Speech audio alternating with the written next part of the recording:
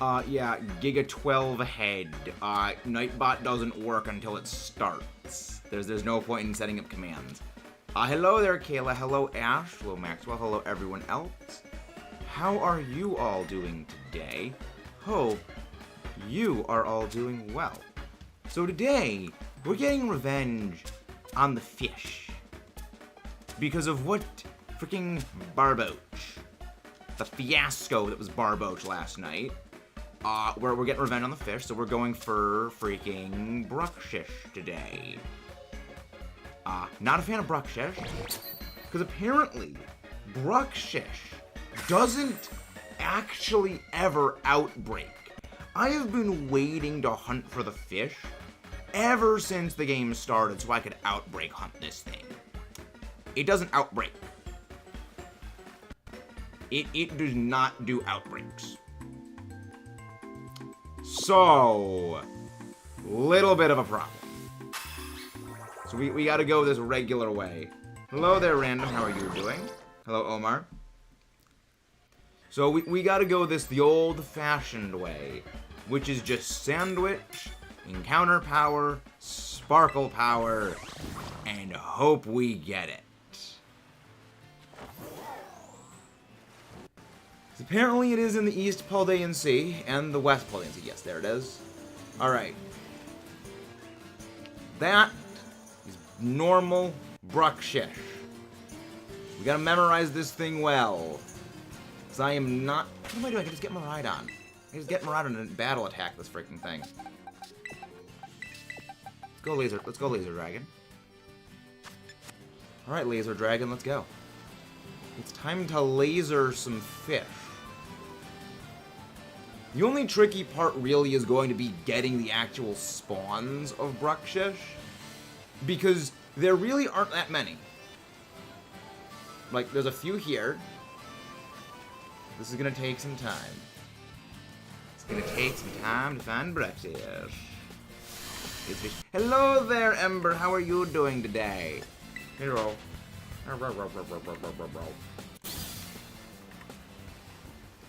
We are not now looking forward to Bruckshish. Thankfully, we don't get Veluza spawns around here, so we won't be getting any interference from that. All we've got when it comes to Psychic Sandwiches is just Bruxfish. It is just the stupid fish.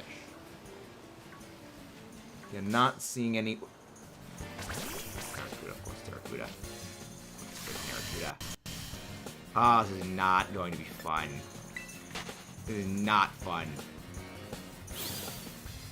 I could have sworn it was all down the coast of this... Yeah, it is. Okay. It's just there's no freaking spawns of this thing.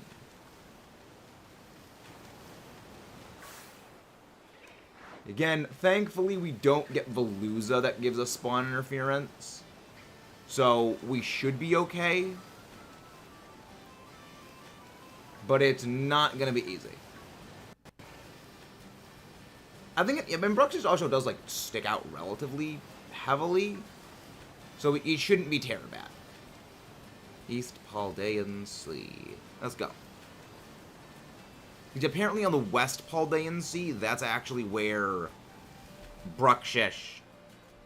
Oh my gosh, freaking already getting lag spikes on this. Because apparently Bruckshish does actually spawn in both the East and West Paldean Seas. It's just in the West Paldean Sea, it also gets Veluza spawns, which I don't want to get spawn interference from Veluza on this thing. So the goal is, we're just doing it here. We are just going for the fish. Hello, James Maka, how are you doing? Favorite Pokemon in Galar? Oh, you're asking Ember favorite Pokemon in Galar. Makes sense. I don't know why I'm getting lag spikes all of a sudden. It's like, the lag is inconsistent. There is zero consistency. So we're just going to basically be going back and forth looking for this fish. Yeah. It's got a very low spawn date. Bruckshish is part psychic, right? I'm not just crazy. I'm not completely crazy. about Bruxish being part psychic, right? I'm not entirely crazy.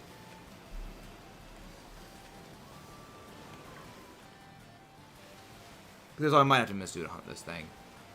Can Masuda? Honestly, Masuda would be slower.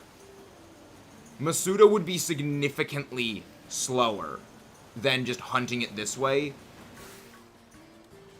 Because of how long it actually takes to hatch eggs. Yes, forehead? Okay, it is water psychic. Thank you, Ember.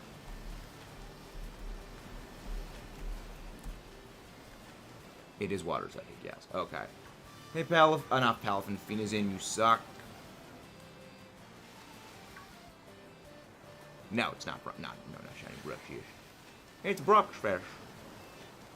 It's Bruxish. Yes, water psychic. Good. Okay. Yeah, this is gonna be. It's kind of weird. The shiny hunt for Veluza was just non-stop Veluza coming out of every area at the same time, just torpedoing us into oblivion. And then it's just Bruxish is just nothing. There is just nothingness. It is a void. Because you're the one that said you wanted to use Pikachu and that you were going to use Pikachu. I am simply holding the first person in the EBL draft pick order accountable for the thing that they said they were going to use. I am doing my job as commissioner, well, co-commissioner. I'd recommend lying down in that case, random. I'd recommend lying down for that. Just let your back rest. Let's go for the breakfast. So, place your bets now. How many sandwiches do you think it's going to take for us to get Stupid Fish? Because I think it's going to take us no less than 4. I think we will get it on sandwich number 4 because there's so few spawns we're actually getting a Bruxfish. That's going to take us a while. 2 sandwiches. I hope it's 2 sandwiches. Like, if we get this thing in 2 sandwiches, we're going to hunt for frickin' Barboach again. And that's going to be a lot of pain. Barboach. I mean, if we get this thing early, we're going to go for Barboach anyway, because it's Barboach. You still need the frickin' Betrayer fish. Again, friendly reminder. Whiscash gets Dragon Dance. Yeah, I don't know why Game Freak decided to make egg hatching speed slow. I don't think the egg hatching speed is actually much faster in this game than it was in Sword and Shield. Eggs take half the distance they took in Sword and Shield, as well as with egg power, you actually hatch eggs at a faster pace. It's just that the animation for the eggs hatching takes longer. But even then, with the speed at which it basically, the amount of time it takes to hatch the egg shortened by such a huge margin from egg power and just the cutting in half of distance requirements still shortens up hatching speed as well. It shortens up how long Masuda hunts take to hatch the same number of eggs than it did in Sword and Shield. Blech. Words are hard. Word salad. Blech. If we get this thing in 1 sandwich, I play Lego City Undercover. That's what we'll do if I get this thing in 1 sandwich. But based on the non-existence of every shiny, of every Bruxish in existence around here, I highly doubt we'll get this thing in 1 sandwich. Yeah, 1 Bruxish. 1 stupid Bruxfish. It would have been faster to freaking SOS chain this thing back in Sun and Moon.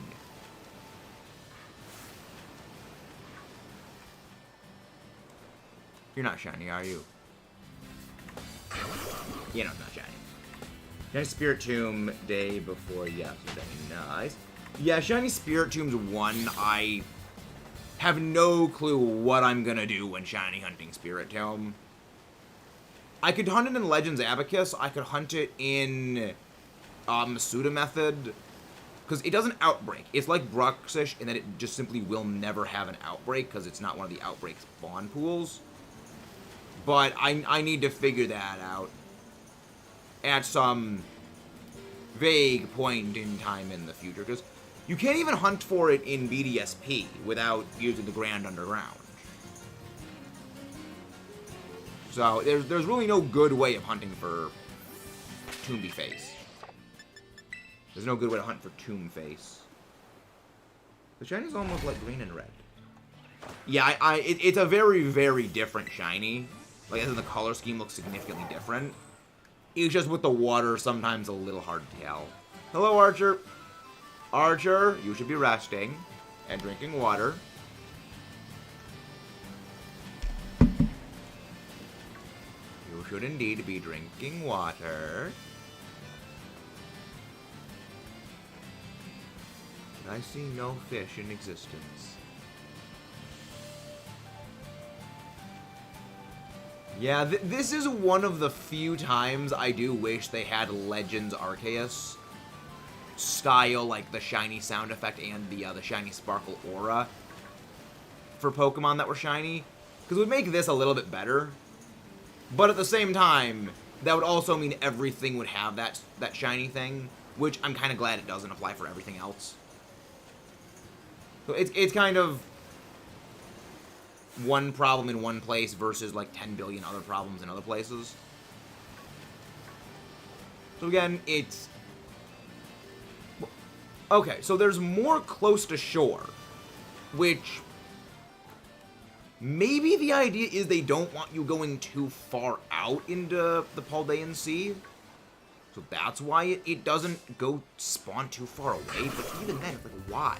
You have all this space in the Paldean Sea, and you just don't spawn boost it.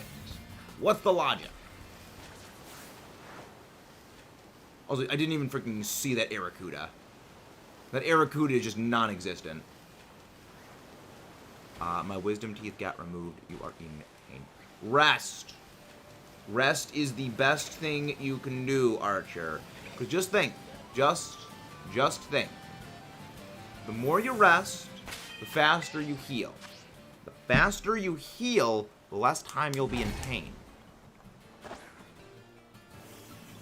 That's a good play. That is the correct big brain move. That was how I actually got healed from my wisdom teeth being removed faster than expected. Brock Bash. Does Bruxish even SOS chain? Because, like, if it does SOS chain, then at some point, I probably will go and do that. You know, if we don't get it today, I'll do that a different time. Not different dime, a different time. Blah. Word salad. Word salad. Stumble, stumble. Bruxfish. You, Bruxfish. You better SOS chain. Did I get Legends Abby? I wouldn't recommend getting Legends. A large part of Legends' appeal was, like, playing the game on release with people at release. And sort of, like, riding that, like, early hype wave. If you weren't there for it, a lot of, like, impact of the game just was not there, because that's actually how I had it. I played the game literally months after it released, after the hype wave was over, and I just thought the game was mid. Which... So, agree or disagree on this? Do you think a game that is just mid is worse than a game that is objectively horrible? Or is it better to be just mid and unmemorable rather than just objectively bad? Because, like, at the very least, if something is, like, bad, it's memorable because it's bad. So it's like, at the very least, there is you remember that thing because it wasn't good. You know, you can even, like, find humor in its flubbery. But if something's just mid, it's unimpressive. There's no memorability. There's no, like, oh yeah, that, because there's some, like, there's movies and there's some video games, like, they're not great. And, like, I will fully say, like, yeah, these things kind of suck. But there's, like, a certain charm to those, like, really, really, really bad games. Like a good example, like, Black Ops 2 Zombies Transit. That map sucked.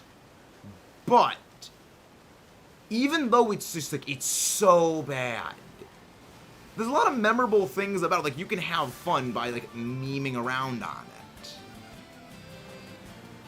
And then there's just freaking Modern Warfare 3 Zombies, which is just not good. Actually, I guess World War II, COD World War II Zombies was just mid. At least Exo Zombies was, like, bad, but had a lot of good, like, cool stuff with it. So, like Exo Zombies was, like, bad, but had a lot of good stuff. Like, it wasn't even just mid. It's like, I don't know. I feel something that is just, like, bad and distinctly bad is always better than just mid. Even if on paper, like, the mid thing has, like, a higher score, essentially. It's the same with movies for me. Like, son of a freaking fudge. Bruxish is very unlikely to SOS allies. So, we're just kind of screwed. I played BDSP, got my team with the balls I got from Dawn. Then I'd never buy balls again, and I didn't expect Palkia, Mount Coronet. So I came to Palkia with 14. Right, doesn't Dawn give you, like, 20 Pokeballs at the start of the game? Granted, for me it was Lucas, because whenever I play Sinnoh, I always pick Dawn. As someone who grew up watching the anime, like, the first anime the first Pokemon anime I actively followed as it was releasing was the Gen 4 anime. I distinctly remember, like, I remember, like, the day that it premiered and just watching that. So it's just, like, for me, Sinnoh has always been, if it's not Dawn, it feels weird to be controlling Lucas. So then I saw your video of things around the Indigo Desert. I agree with you, they need to bring back the sneak catching. Look, here's the thing. Sneak catching I do feel a little bit mixed on, because on one hand, it's really, really good for, like, filling out the Pokedex. But on the other hand, like, how much would we actually enjoy the sneak catching? Because at that point, then the stuff can attack us. Not a week left in There's more than a week left. There is significantly more. There's a week in, like, 2 days. So we've still got more than enough time. We've still got time. Which reminds me, I need to also go shiny hunting for freaking Duraludon or Chaladon. So, I don't know, we might, depending on how Fury this hunt goes, we might even just hard switch. We might just hard switch over to shiny or Chaladon hunting again. If freaking Biscuit Fish, no, if Stupid Fish doesn't sparkle. Thank you, Ember. How you doing? But yeah, I'm ready. I've got a couple ideas for what I want my team to be in the Indigo disc to be formulated. I'm probably going to be using Ogerpon for that, because I think Ogerpon is going to be pretty fun. But I think I want to use Iron Thorns, because I want to use at least one Paradox on my team, and I think Iron Thorns is probably the most criminally... Why is this one so dark? Yeah, it's not shiny. I haven't seen it. Not yet. I am waiting until my dad gets here. So I mentioned this last time, Viking, but I don't think you were here for this. But there's a tradition that my brother, my dad, and I have, and that is we go and we see movies together. So, and ever since he moved out to Las Vegas and he comes home for Christmas, as well as like when he comes home during like the middle of the year for his various miscellaneous things, we always go and watch a movie. And we have decided that we are going to watch Godzilla -1 when he gets here, not just in the theater, but we are going to watch it Japanese dubbed, so the actual Japanese version with the English subtitles. So it's like, we are going the full 9 yards for that thing, and it's going to be great. So, it's going to be awesome. I also saw the Godzilla X Kong New Empire trailer today, and I was like, oh my gosh, yes, this is awesome. At first, I was a little... when I heard that Godzilla had, like, pink crystals now, and, like, his eyes glowed pink, I was a little... I don't know, I was a little... not sure how I feel about the pink. But then it was like, okay, seeing the trailer, the pink won me over. It's in the theaters. Like, the theaters are running the Japanese version, to my knowledge, right now.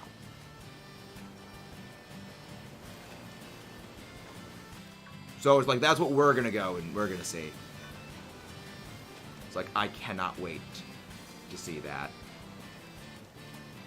Yeah, pink eyes and the dorsal spines are, like, glowing pink.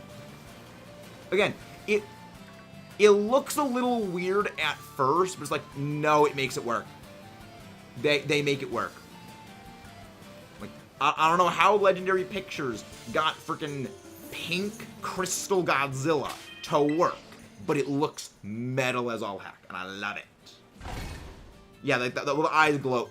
When Godzilla uses atomic breath, his eyes glow like, well, normally the atomic breath is like, well, radioactive blue, and like his eyes glow blue whenever he blasts the atomic breath. Well, now it's like, okay, well, they're glowing pink now when he uses the atomic breath.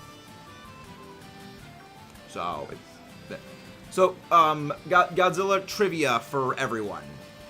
Normally, Godzilla's atomic energy blast is either white or blue. More commonly, it's blue. It used to be white back, towards the beginning when, color and CGI wasn't really as advanced as it is today.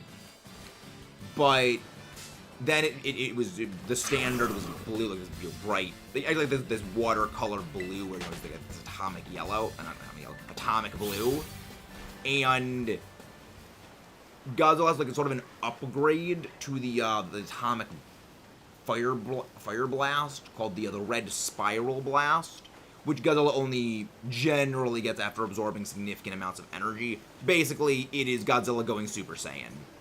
So it's interesting seeing them changing the atomic fire color and making it pink as like seeming the new standard. Which is I'm interested in seeing. But also, can we just give a round of applause for frickin' Silver Gorilla Kong? I love just like the silver fur that King Kong's got in New Empire. It's so great. It just looks awesome. Fun fact, anyone whose favorite color is beige is probably the person who has no soul energy or nothing. So what you have just described is yourself, Roost. Thanks, nerds. Did you go? I like the pink. I think the pink actually looks pretty good. I think it looks pretty good. And yet Kong still has freaking Stormbreaker. He's still got the freaking Godzilla spine axe, which is awesome. Like I was mixed. I was mixed on Kong having like the thunder axe. I was like, yeah, now it's growing on me. I call it Stormbreaker because that's what my cousins always, well, not my cousins and my uncle refer to as, well, why does King Kong have freaking Stormbreaker? And I was like, you know what, we'll roll with it. We ball. It is from now and forever Stormbreaker. Probably not. Probably not going to do a review of the movie. I used to do movie reviews. I don't anymore. It's kind of a thing I grew out of. And I love it. Say hi to the monkey. Alright, Jade, I will mention that. If Mudkip does show up. If Mudkip does arrive. Come on, you stupid fish. You. Stupid Bruxish. I just want shiny Bruxish. This is gonna take so long. So we should probably like try and count how many Bruxish we encounter. Because I think this is one of the few shiny ones we could realistically do a count for how many we encounter. Despite it being overworld.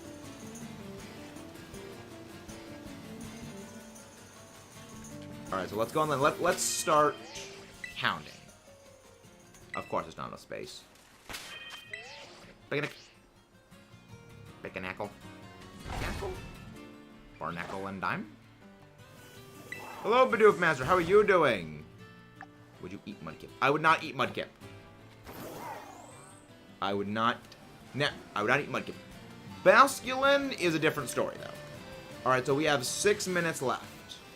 We've got 1, 2...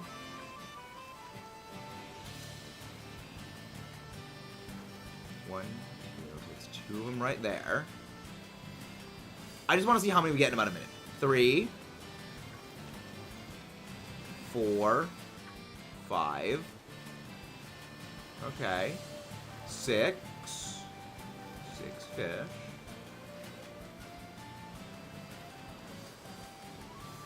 6. 7. 7. 8. Okay. 8 Bruxish in 1 minute. So, multiply that up by 30. Just assuming. So, 8 Bruxish, 30. That is 240 Bruxish. Odds of this, I think, are what, like 1 in 4? Well, no, there's no outbreaks. I know it's just sandwich, so I think, what, 1 in, what, 800? I think like 870, I think, is the odds. So, okay, that's about 3 sandwiches. Well, 3, 4, 5 sandwiches. That's not horrible. But again, that's assuming I actually do encounter 8 of them per minute, which fairly unlikely. Wasn't originally Godzilla and King Kong movies toy clothes? No, not that. That's what the Transformers movies are. You may be thinking of Transformers, because for those who don't know, the Transformers TV show and as such the movies all exist just to sell Transformers toys. Which, I mean, I like Transformers, but they only exist to sell toys, which is really, really evident when a lot of the TV shows start getting into, like, the last 2 seasons. I will never forgive the Robots in Disguise follow-up to Transformers Prime. I will never forgive that series. Because there was so much potential, and they threw it all away. Hey Arkham, how you doing? It's been a while. Hope you're doing well. Brock Special. I don't see. Video game you want to see. GO2Y. Oh, Game of the Year. I don't really pay attention to Game Awards. Mostly because a lot of the times when something does win Game of the Year, they're not really games that I play. Like I mean, I'd love to see, like, you know, Scarlet Violet win Game of the Year. I know there's not a chance in heck it's gonna win Game of the Year. But, like, you know, I don't really play... I don't really play many games. Like, if it's not Pokemon, Kirby, I don't really play it. I'm trying to branch out into more stuff. But I know people have been like, you know, they think Tears of the Kingdom is going to win Game of the Year. They think the new Spider-Man game is going to win Game of the Year. And me is just, I'm just off in the corner vibing. You know, generally when a game wins, it's not like it's not the favorite, but it's like there's generally with the criteria that go into picking things like Game of the Year. If it's anything like when movies win, like, you know, Best Picture, it's not the criteria we judge games by. Spider-Man is not winning Game of the Year. I love that game, but it's not Game of the Year material. Yeah.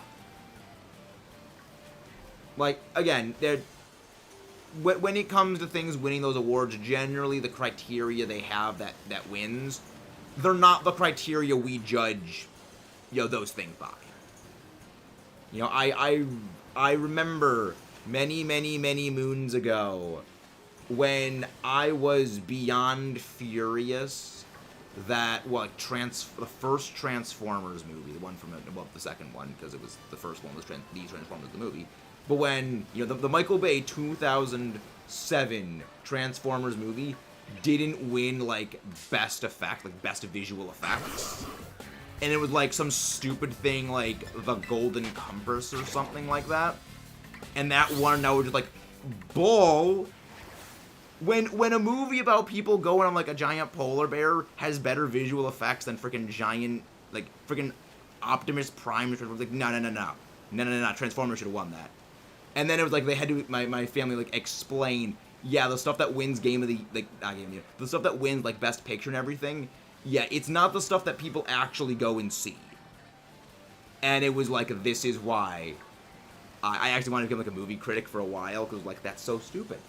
The movie that should win is the movie that people want to go and see. And it's like, nah, that's not how the world works. Most likely Baldur's Gate 3 will win either Mario Wonder or TOTK. I have never played a Baldur's Gate game. I know less than nothing about those games. First sandwich is done. I don't think Mario Wonder is good. I don't think a Mario game is ever going to win Game of the Year unless the only games that have been released that year are Mario. I'm so shocked Splatoon got... Wait, what did Splatoon get last year? Was it, like, Best Shooter or something? Because, again, I don't pay attention to the Game Awards. I feel like Best Shooter or, like, Best Multiplayer Game is maybe what I can say. Again, I can't say Game of the Year on it, because, again, it's Splatoon. Best Shooter, that makes sense. Did you enjoy Good with Forgotten Lands? Did you play it? Oh, I loved it, Arkham. 10 out of 10, Arkham. Would recommend watching the Let's Play if you have not done so already. I loved it.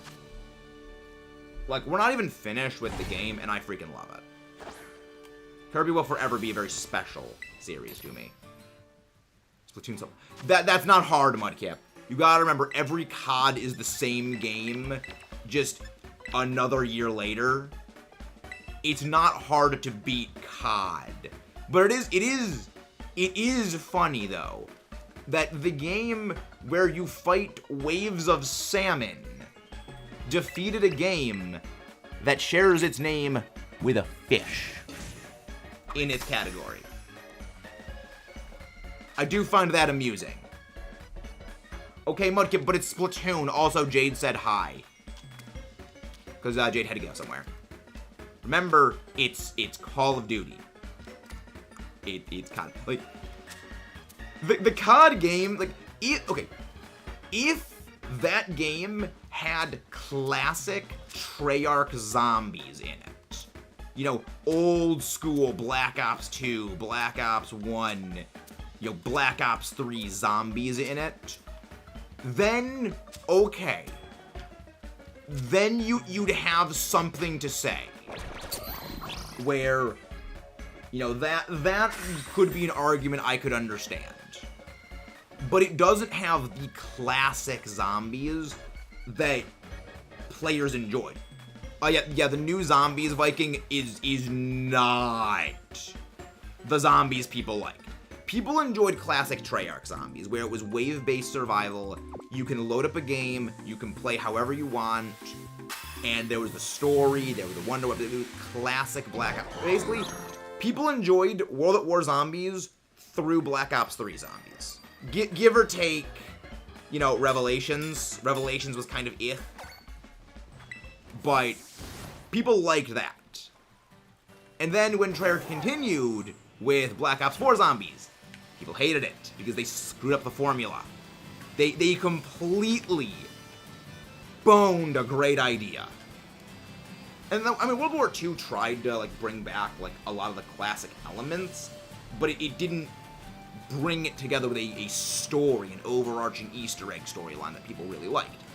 And then Modern Warfare 3 has the map get smaller every so often. You only can play for an hour before you have to leave.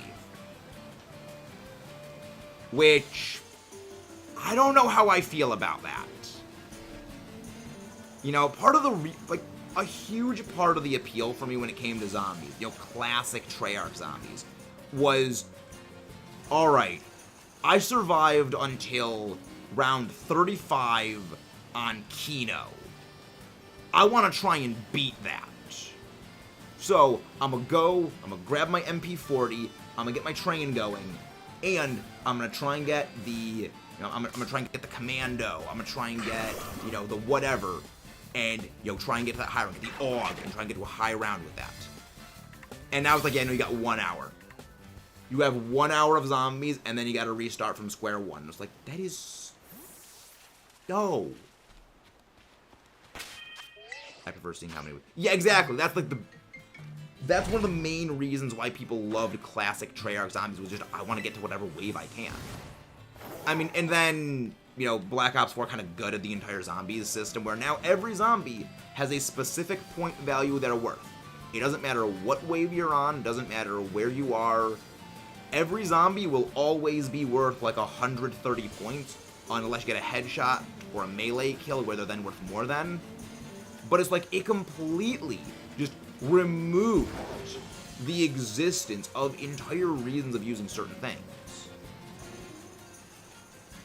Like, that's one of the reasons why, like, in World at War, in Black Ops 1, 2, and 3, like, the SMGs were so good in zombies. They did so little damage, but they had such huge amounts of ammo, such huge just rates of fire, and such low damage. You would, like, go grab the MP40 off the wall, and then just, it was a point gun. So you just farm up, like, thousands of points in a single wave. And then just, okay, we got points. We can pack a punch. We can open doors. We can do whatever we want if you went down. Now, what you have doesn't matter. And it's like, that killed it. I mean, and then, the disrespect they gave the original character. Like, the way they closed out the Aether storyline is like, I've never played Battlefield. I played COD exclusively for zombies.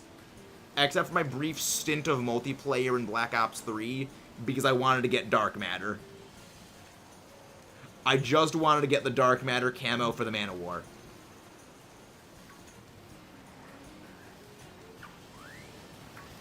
But yeah, I don't play Battlefield. I've heard good things about Battlefield, but I've never played it myself. Do you enjoy Black Ops 1 and 2? I enjoyed Black Ops 2 Zombies on certain maps.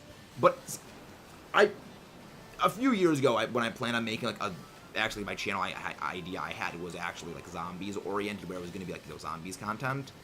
I'm glad I didn't go that route. But one thing about all of the Black Ops 1 and 2 maps is, even though I love a lot, like, I really enjoy Origins, I really like Mob of the Dead, I like Buried, I think Die Rise is pretty interesting. Transit isn't, there's this garbage abomination that's, like, deserves to burn, but it's not great. But even, like, Origins, as much as I love Origins, there's definitely some big issues I have with Origins. There's some big issues I have with Mob. There's some big issues I have with Buried. Obviously, it's too easy. So it's like every single one of the maps in that game, despite how good a lot of them are, they all have like pretty big issues for me that kind of limit their playability. And Black Ops 1 has a couple issues that are like localized to every map where just a lot of the weapons are not good. So that kind of, I mean, that kind of holds things back, which, again, it was a fairly primitive game at that point. They were just kind of feeling stuff out. I like the one which you could fall in the chair in the menu. That's Black Ops 1. I never played any of the DLCs for Black Ops 1 because I just didn't have them. I have played 5 and I've played Kino. Which, I mean, I enjoyed Kino. 5, I think, is a pretty interesting map idea, which is why I really, really enjoyed... I enjoyed its remake in Black Ops 3. Black Ops 3, Black Ops 4. Whatever one... You know, that was Black Ops 4, yeah. I enjoyed the 5 remake in Black Ops 4. I thought it was pretty good. Because it took an already, like, pretty interesting map and just made it more awesome. And made it vastly more playable. But there's some issues with those ones. I believe you can get them cheap now. Interesting. Well, things I have Black Ops 1 and 2. Well, Black Ops 1, 2, and 3 for the Xbox and PlayStation. So I don't. Yeah. I got this for Blops. I don't think the store for Xbox can allow you to play and get those games anymore. Those DLCs. About Black Ops Cold War. I did not play that one. Again, I stuck to the Black... Well, then again, Cold War is part of the Black Ops timeline. I didn't pick that one up, mostly because, again, I only play for zombies. And after how they handled Black Ops 4, I was gonna wait to see how they handled Cold War zombies. And they didn't... A lot of the problem I have with Black Ops 4 zombies, they did have in Cold War, which... did kind of off-put me at. My ears talking about Advanced Warfare. I never played Advanced or Infinite, but I always wanted to play Exo Zombies. Like, I don't think Exo Zombies was a terrible idea. Like, I honestly thought Exo was a pretty interesting system. Because Exo Zombies offered such a vastly different way to play than the way regular traditional zombies was. Like, you could do more. Like, the exosuits, I don't think was a bad idea. You know, it was a pretty interesting idea. Did they do aliens? Yes, I believe that was Extinction. That was COD Ghosts, which I never played either. And then there was like zombies. Oh, yeah, and Infinite was like Zombies in Spaceland or something like that. We got like David Hasselhoff as like the big zombie controller guy. Again, like, the thing I love about those games is that they put so much time and effort to so many of them, and they don't care. Like, the tone is like, let's just go absolutely crazy, insane nonsense and shenanigans. And it's like, let's do it. That's awesome. I love it. Like, you literally have a Black Ops 3 Zombies map where you ride fire-breathing dragons in a destroyed city where there are 3 giant laser beam shooting robots while fighting zombies, fighting mech zombies, and fighting, like, tentacle robots that shoot lightning bolts. And you can literally use a baby dragon as a flamethrower, alright? It's like, this is a series that just like, we don't care how insane this stuff is, let's just have shenanigans. Like, that's why I love those games. Did you get a chance to play Dead Island 2? I did not. Again, like, pretty much, if it's not Nintendo, basically, if it's not Nintendo and if it's not the Black Ops Call of Duty timeline, I basically haven't played it. And even then, a lot of Nintendo games I haven't played yet, which I'm working on trying to play more of them. I think COD, because it doesn't have zombies. I think to a degree it fails. I don't think it completely fails, because one of the main attractions of COD is of course, like, the multiplayer. But when it comes to COD, there are really two separate groups of players. There's the multiplayer community, and then there's the zombies community. They're very, very, very different. Like, there were large numbers of players who bought those games just to play zombies. Like, that's what my brother and I did. We bought all the DLCs for those games when they were still presently releasing. All of them. Because we loved playing zombies that much. Which, keep in mind, every DLC is, what, like $15? So it was like, you got, like, like 4 DLCs per game. You're spending, like, $120 on an individual game. And we basically just ignored multiplayer. Mostly. So it was like, there were a lot of people that did that. And when they lost the zombies community, it was really something they never really recovered from. You know, it's kind of disheartening, because there are still ciphers, there's still puzzles, there's still Easter eggs on the maps. Like, there are still ciphers and Easter eggs all the way back at Revelations, which was Black Ops 3. There are Easter eggs and ciphers that are in Black Ops 2 that have not been solved. And that game's been out for like 10 years, if not much longer. And it was just after Black Ops, well, especially after Black Ops 4, but during Black Ops 4, the community just started to decline. Because the motivation wasn't there anymore. The game wasn't the same anymore. And the community just never really recovered. So Modern Warfare 3 Remake have lower ratings right now, the 2023 version. Yeah. Yep. Yeah, there's a lot of things people don't like about that remake.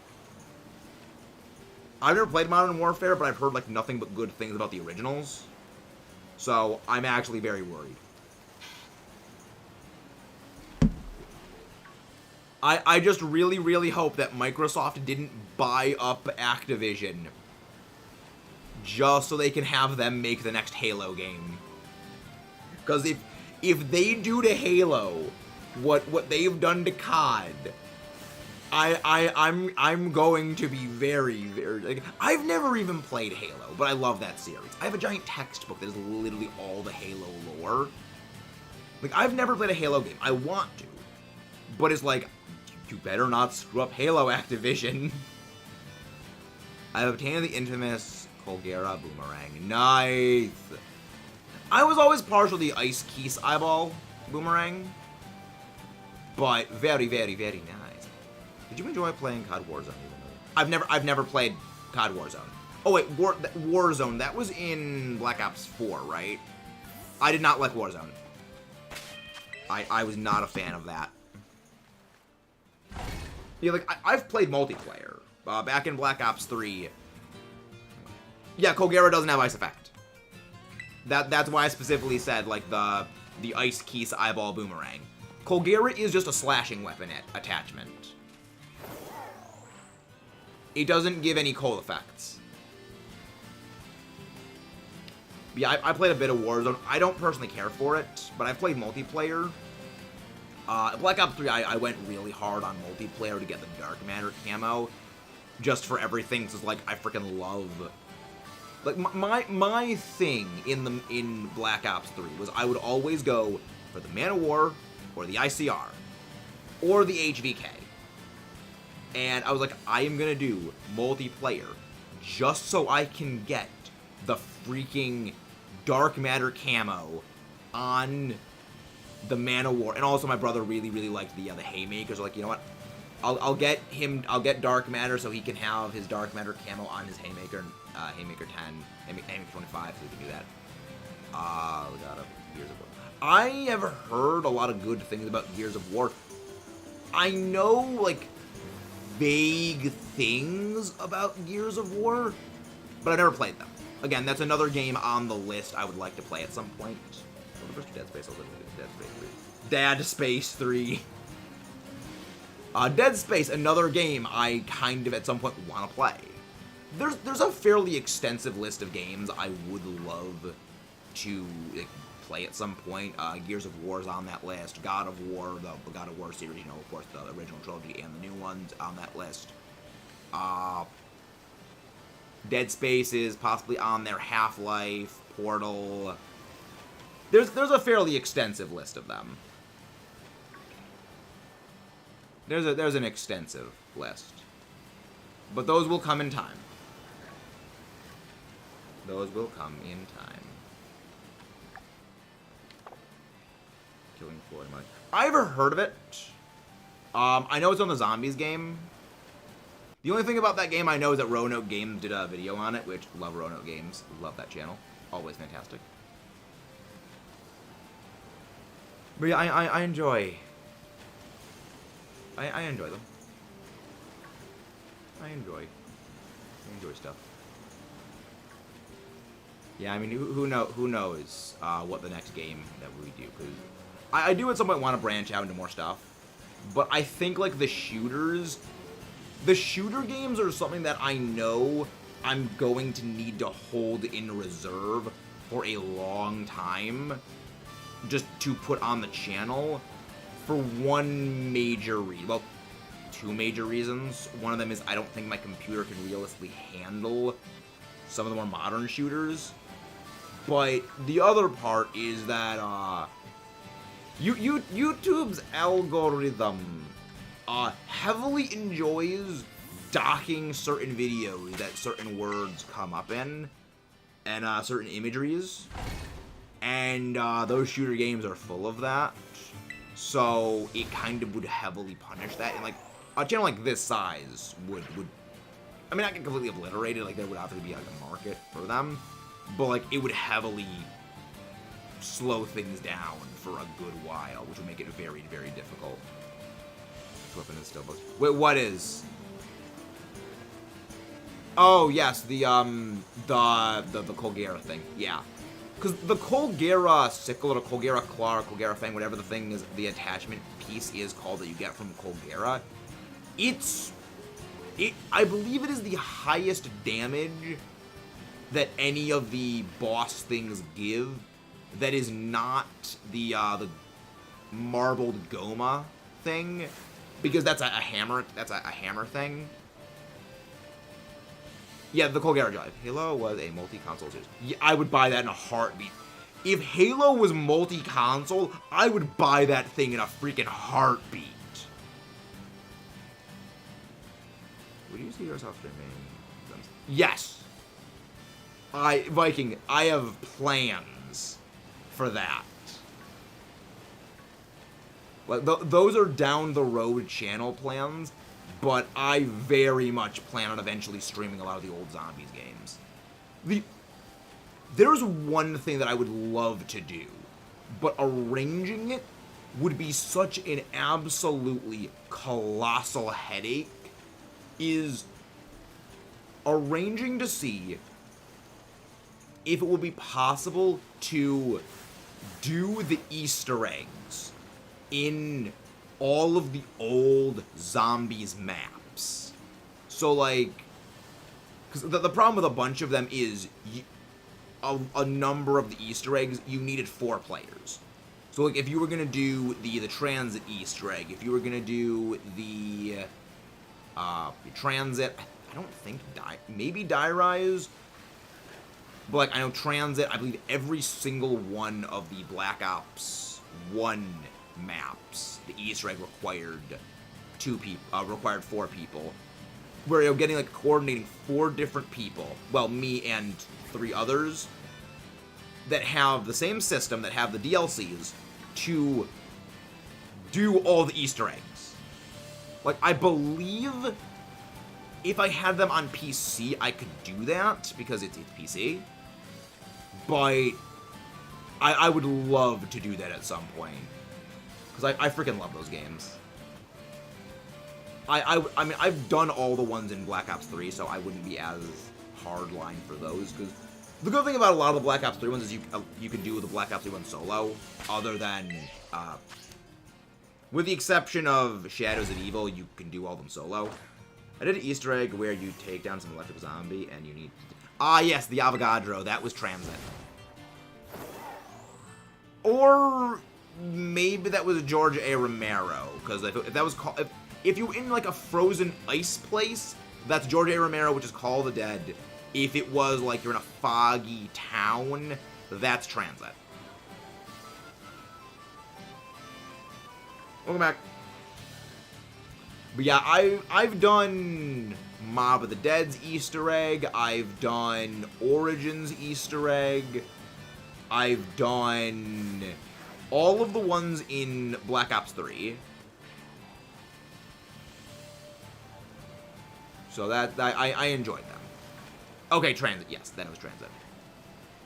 Yeah, that one to do the Easter egg, you need 4 people. You need all 4 people. You need 4 people to do that. I don't like... That was one of the worst... I get why they did it. But it's like I think for Ascension, that Easter egg were in the Space Center, to do the Easter egg, I think you need all 4 people that have Pack-a-Punch ray guns. I know at least someone needs the Gersh device. I think someone needs the Matryoshka dolls. And I believe someone needs a Pack-a-Punched Thunder Gun. And it's like... But you only ever needed the Gersh device like one step. And it's like, why do you need 4 people? It's not like with Mob of the Dead, where like the story of Mob of the Dead is you need the other people to be there because of the way the cycle goes. It's like there's no real reason for there to be 4 people that you need for Ascension. Also, kill George Romero through grenade to get the trophy. He died seconds later. Yeah, the George Romero one was like, that was a love letter to all just zombie media in general. I actually don't think George A. Romero voiced himself in that. I'm gonna check that. I don't think he did, but I want to check. 8 minutes left. George Romero cut zombies. I don't think.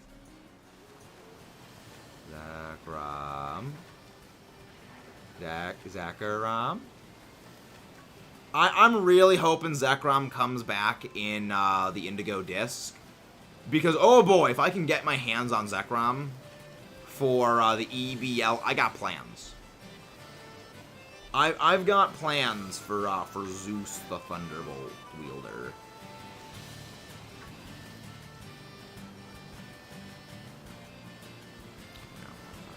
I thought I smelled the nosebleed thing. I did not.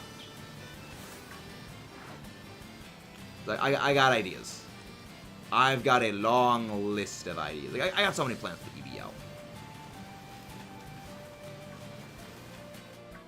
There's a number of Pokemon I'm thinking of picking up because we got the draft pick order, and I am number 11 on the draft list.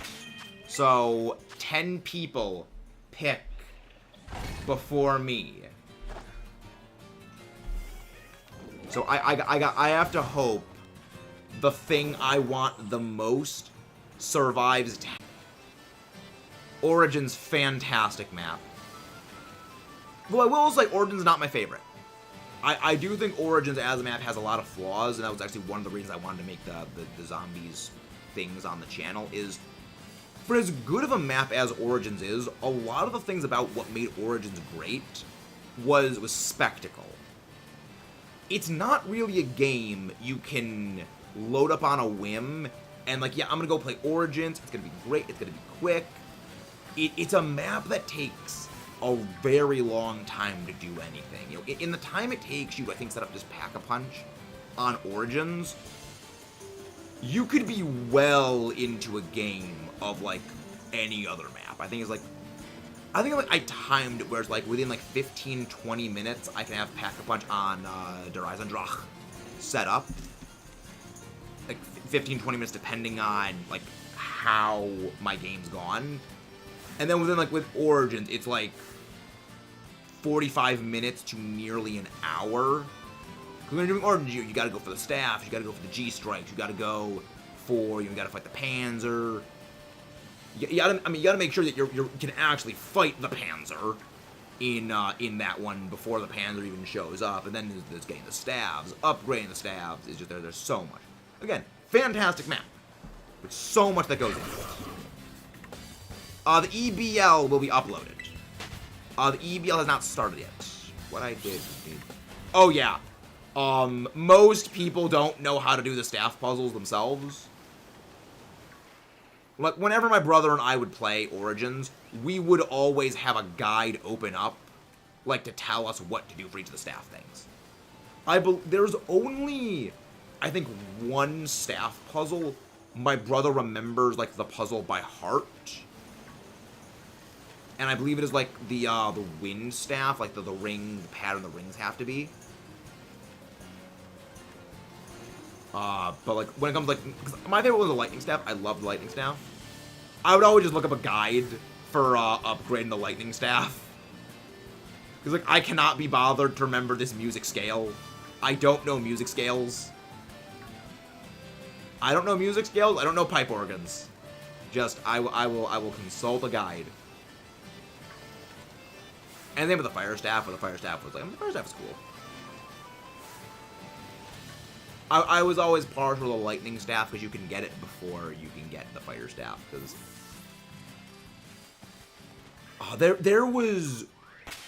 this was the one time when I played zombies that like solidified my love of the lightning staff over the fire staff and the wind staff and the ice staff. The ice staff's kind of shit. I was on fire.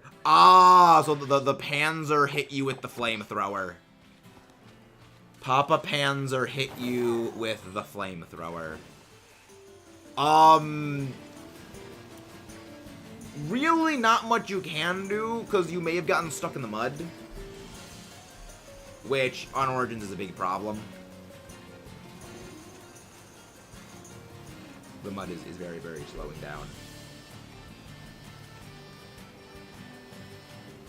But yeah, like, I would always go for the lightning staff over the other ones. Because there was one game of zombies I did solo with Origins that it was round 3, I think. It was round 3. And I gathered up the entire horde of the wave 3 zombies and I led them back to the spawn room. Bought, like, I think it was the M14 off the wall, and a good rule of thumb for zombies is for the first 3 rounds, it is one shot to, I believe, the body to a zombie with the M14, and then a knife is a kill. And because on Origins, when you're in solo, you get a free double point. So I round up all the zombies, led them back to the spawn area, grabbed the double points, and then just did that trick, you know, for like you're wiping out the horde slowly but surely to gather up enough points to get my lightning staff quickly. And in the middle of that, max ammo, still have the Mauser, so like, okay, I'll get even more points with the Mauser now. And then as my double points, the free one I got was running out, I got another double points. And I think a nuke at like the near end of the wave. So I went from like 200, 300 points after getting like the thing off the wall to like 6,000 points. I was like, okay. And I just started freaking sprinting like Robert Patrick T-1000 Terminator from the spawn area of Origins all the way up to the church at the top of Origins, so I could just hop on the tank and start getting my lightning staff. And then by the end of round 5, by the end of round 5, I had the fully upgraded lightning staff. Which was like, oh my gosh, this is great. Let me see the staff puzzle done when you... I haven't played Origins in a long time, is the thing.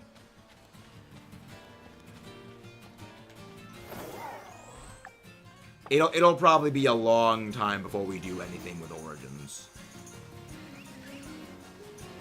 But it was just like, it was such a fun experience. Like, yeah, just round 5, already upgraded lightning staff.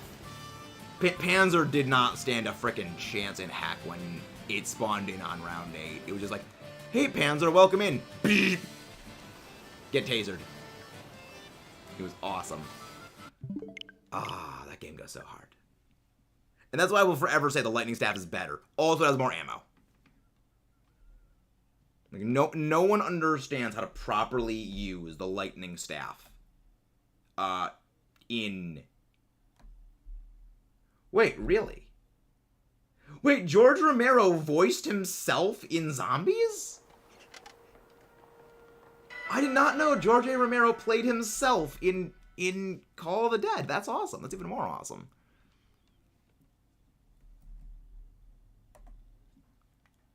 I just Mogo Bear to calm down.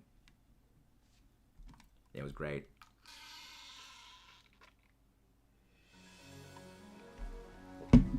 Ah, those games go so hard.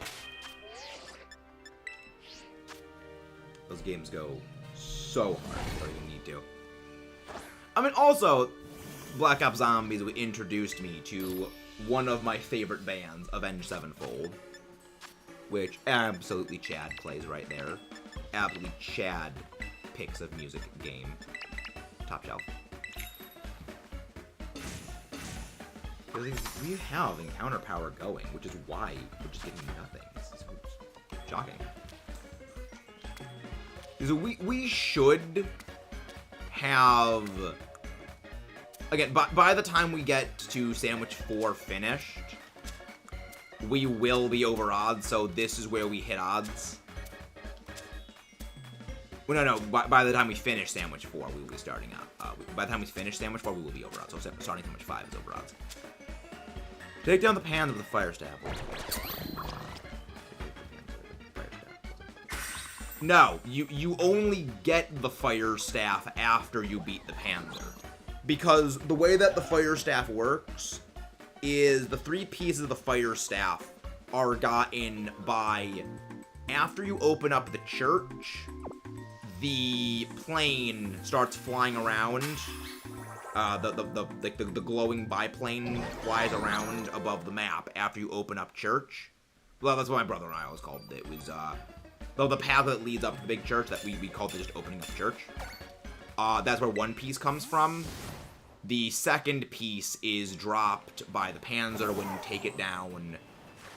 The next piece is dropped by the Panzer when you defeat it for the first time. The third piece is gotten by activating Generator 6 and going to the treasure chest and taking it. And then the crystal, like all the others, is gotten from the crazy place. So, you cannot get the fire staff until you beat the Panzer for the first time. The puzzle is just...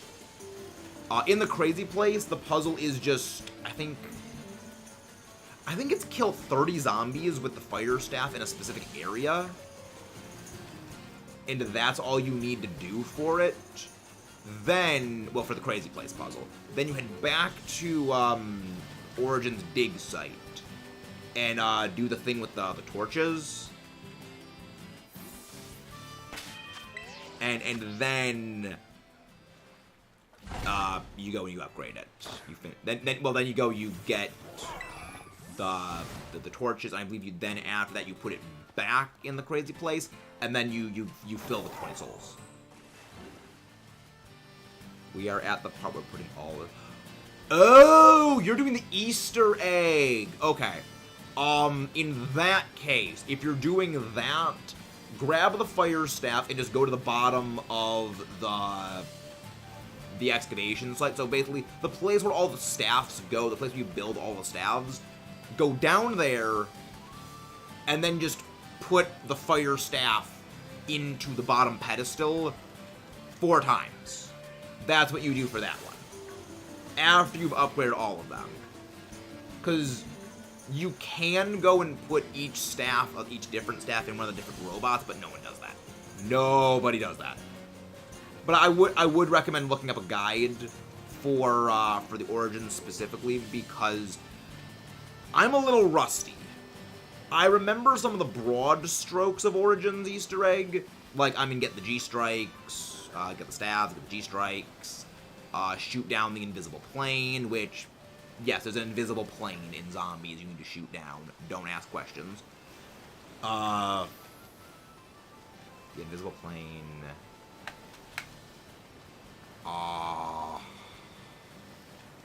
Release the Horde, which is you need to use the G-Strikes in order to free all the Panzers and then wipe those out.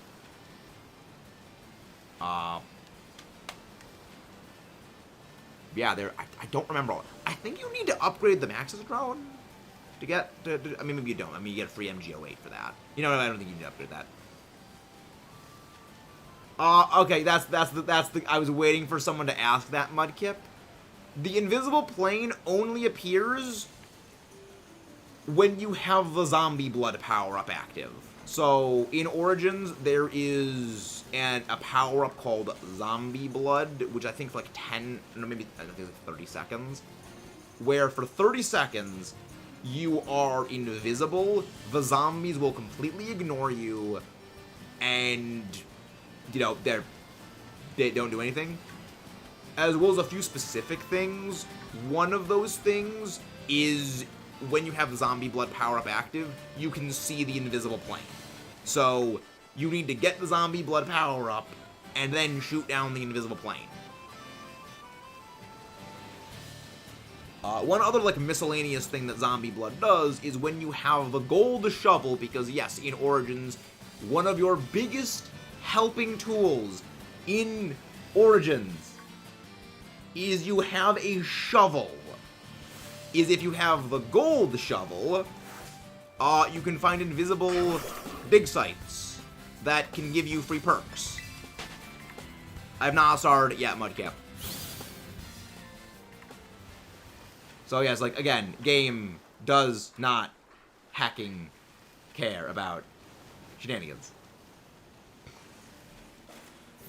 You can get a free zombie blood power up every single round by using the ice staff, but the ice staff is so bad.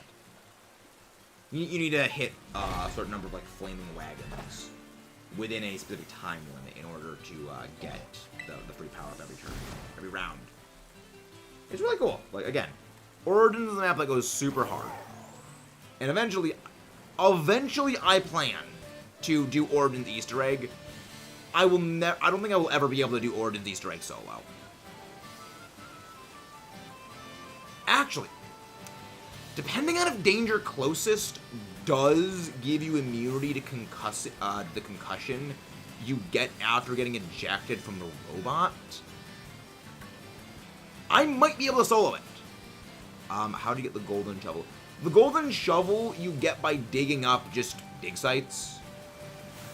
I believe you need to dig up like 20 to 25 to, like, it's somewhere between like 20 and 30 dig spots you need to dig up, and then you get the golden shovel. It's random when you get it. Hello, Rosie.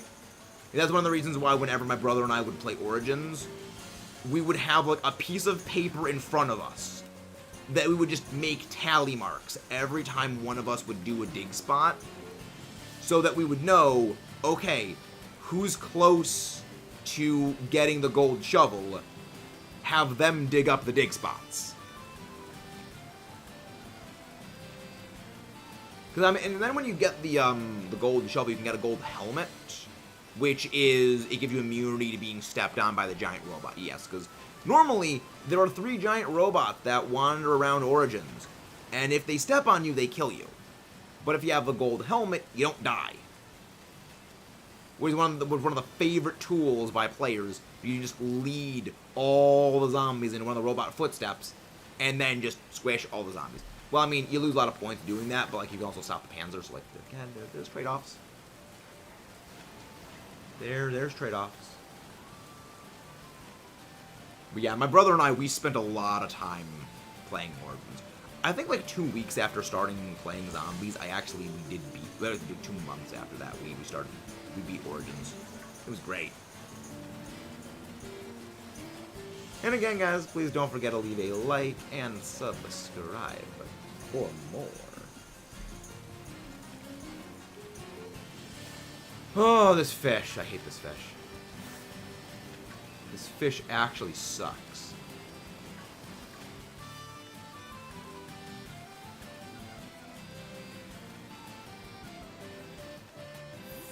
Meta stream. Never, Nafy. Never. Never, Nafy. Are we seriously gonna go 2 days without a shiny? 2 days solid with no sparkles. In zombies were the furthest wave I ever got. Furthest wave I ever got in zombies. I don't like the way MW zombie. I don't like the way it does the zombie waves. I preferred classic Treyarch's system. If they go and bring back classic Treyarch zombie system with Easter eggs, we might be talking. We might be cooking with gas. But highest round I ever got to zombies, I think Mob of the Dead round 54, which the fact I got to that high of a round is a significant part of why I actually am not the biggest fan of Mob. Because if you're playing Mob solo, every round you get another Afterlife mode, and Afterlife mode force activates when you get killed. So one thing that could happen is, okay, you get killed. Alright, I have literally 3 extra lives. And, I mean, you lose all your perks when you go down, but so long as you're being a good little bean on Mob of the Dead, and you have the Vitrolic Withering, there's literally nothing to worry about. Which I will to this day, and forever after, die on this hill. The best wonder weapon in the entire Zombies series is the freaking Vitrolic Withering. It is literally a monkey bomb shooter. It is a distraction. It is an explosive thing. It's too good. It's so OP. Next year, from rumors, Black Ops. Easy Black. Okay, Nafy. After what they did with Black Ops 4, after what they did with Cold War zombies, after how they treated my boy Takeo, Dempsey, Richtofen, and Nikolai from the Primus universe, after what they did to them, I don't think I have the heart anymore. Unless they, like, wow us. Like, we need classic zombies. We need the 4 OG characters back. We need the classic system. Like, and I am not someone who is generally like, oh yeah, the original stuff is the best. I am actually generally an advocate of the original iterations of things are generally not the best. That's one of the things I don't like World at War Zombies. That's one of the things I don't like Black Ops 1 Zombies that much. But they literally decided to kill off the main 4 characters and reboot literally the entire universe because their sacrifice was supposed to save the universe from evil and the evil eldritch space god tentacle monsters, and it didn't matter. And it just did not matter. There's paying too much homage to the source material, and then there is literally spitting in the face of it. Because again, I honestly do think World at War Zombies was really, really bad. Like, I don't think highly of Kino. But it's like there is a level of respect for a system that worked. And then you just go and you bungle that up. Because for me, what was kind of like a big... I mean, for me, like, the biggest no-no of Black Ops 4 was just the change of the point system. But, like, the whole point of why we would ever use SMGs is just because they're point guns. You know, like, any time I was on Origins, and it was like, I just went down, I lost all my perks, and I had, like, a staff and, like, the Scar, the Pack-a-Punch Scar, the Garthan Reaper. It's like, okay, I can't really use this to get points. You know what? I'll ditch my staff. I know my brother won't take the staff, and like he always sticks with the fire staff. He's not gonna take lightning. All right, let me just go hit the box or just grab the MP40 off the wall. I'll run around with just that and just get like 5,000 points. You know, like 6,000-7,000 points. Get Jug. Then I can go grab my stuff again, and then we're ready to rock and rolla. And it's just like the way they changed it, just that completely is irrelevant now. It does not matter. And like, I really do not like that they just took that out, because it was a great recovery system to allow you where, yeah, you went down, but like it feels so much more satisfying when you can like claw your way back from like absolute abject failure to just like, all right, one round, I'm back in the game, to like, yeah, I just don't get any points anymore. Personally, I just play zombies game. I feel like MZ is a fun twist, fun that can go around the map. Being an absolute melon. Yeah, that does come down to different things. Like, for me, it was like, I loved zombies because I loved the storyline. I loved the characters. And, I mean, I loved, like, getting to whatever high combo round I could. And just... that doesn't allow that. I mean, granted, I don't like Mob of the Dead. Mob of the Dead has a lot of issues for me. But, I don't know. Black Ops 4 handled things really, really badly for my taste. And Cold War tried. I hope if they bring back classic zombies, they put Treyarch back in control, and they just have the Dark Aether storyline be a bad dream. It never happened. They literally Thanos snap it out of existence. I mean, they already rebooted one universe. Why not do it again? They've set a precedent. Yeah, Mob of the Dead was good, but the thing is, Mob of the Dead is too easy for me. That there is a very easy system I have on Mob of the Dead to open up basically the entire map on round 3.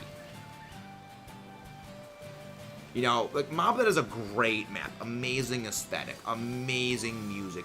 Probably the best characters on a single map of the entire series. But it was very easy, because, like, the free 20 zombies you get whenever you activate the washing machine, if you can do that round 1, and then you just grab the free double points you get at the start of the game, and just go ham on all those zombies, you can set up so easily.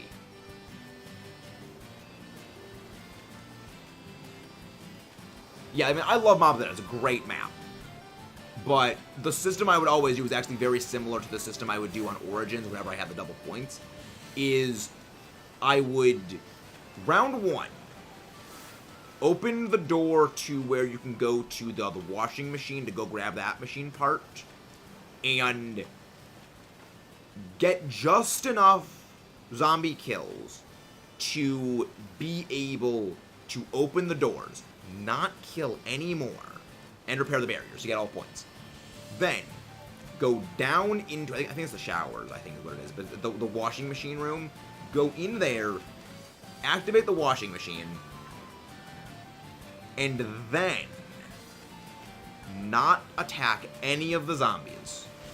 Let all 20 of them spawn in, and then just carefully, patiently navigate back to the starting room, let everything spawn in, grab the double points, use 4 shots to the legs of all the zombies, knife, knife, knife, 4 shots, knife, knife, knife, and just keep doing that until I wiped out all but like 2 or 3 zombies, maybe even just all but 1. And then at that point, I have like, what, 3, 4, 5,000 points. And at that point, we're balling. At that point, I can go get my Blunder Gat. I can get my Acid Gat kit soon. Because I generally have trained myself in zombies to not need Jug. You know, I am regularly used to playing zombies and going without Juggernog for the first 6, 7, 8 rounds.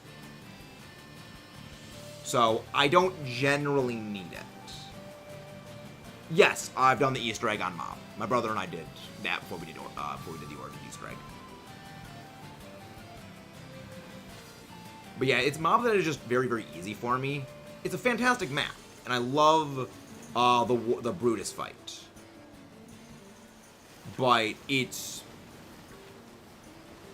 I don't know, after it's not a map you can, like, play over and over and over and over again because of how long it takes to set everything up. Like, the one issue I have with it is, well, both it's easy, but also if you want to refuel the plane to go back to the Golden Gate Bridge in order to Pack-a-Punch again, you do kind of need to run around the entire map and recollect all the cans. And I'm not grabbing... I don't even think Stamina Up is on the map.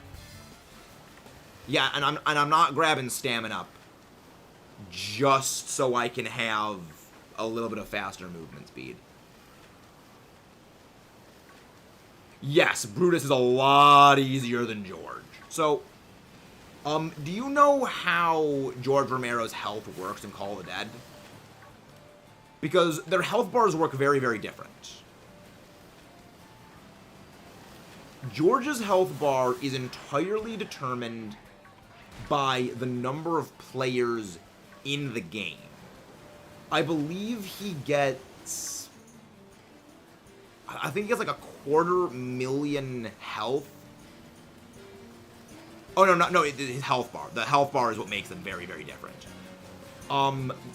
George gets, I believe, is it 250,000 health for every player in the game. It's either 250,000 or 500,000. I think it might be a quarter. Actually, I'm gonna check that.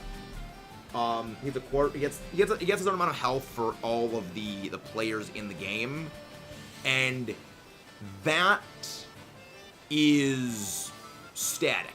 Round 1, he has the same health as he has on round 50. Brutus, on the other hand, his health scales with the level. So, level 1, so like wave 1, he has, say, you know, 10 times the health of a normal zombie does on round 1.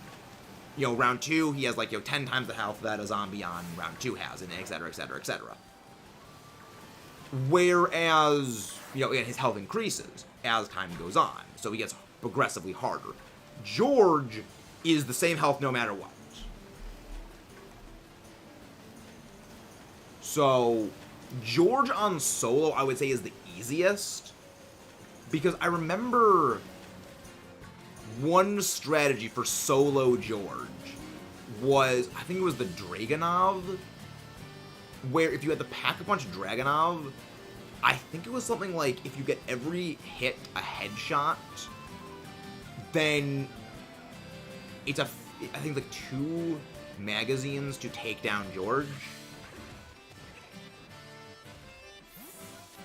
In solo, in multiplayer, it's a lot more intensive to take him down.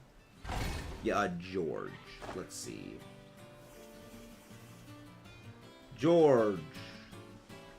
As a zombie. Berserker state. Ah, okay. George Romero does not increase. Okay. George Romero, his health does not increase. Is based on the number of players in the game. Romero has 200... Yeah, he has 250,000 health per player, capping out at 1 million. Yes, so his health is 250,000.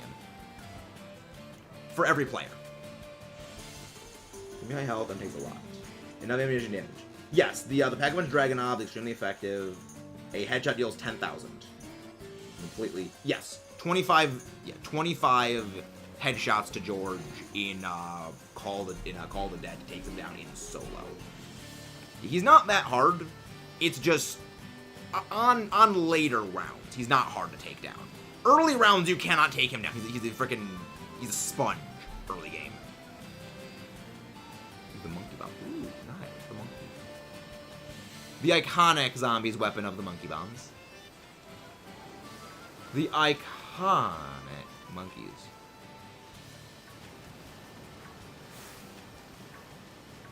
I have enjoyed zombies at some point. Again, I want to play that game again sometime. You don't wait for... Yeah, at that point you should have Pack-a-Punch things. So, by that, then he should be relatively easy. But again, it's just he has so much health. He is just freaking he's a walking sponge of ammo. And then I believe when you take him down, you get like a free perk. But yeah, I would love to at some point play Call the Dead. Because it's just... It's one of those maps that, like, it was one of the original big maps. And I never played it. It kind of paved the way for maps like Origins, actually. Didn't have package. Really? That's impressive. That's very impressive. Because I don't believe his health carries over. Actually, maybe his health does.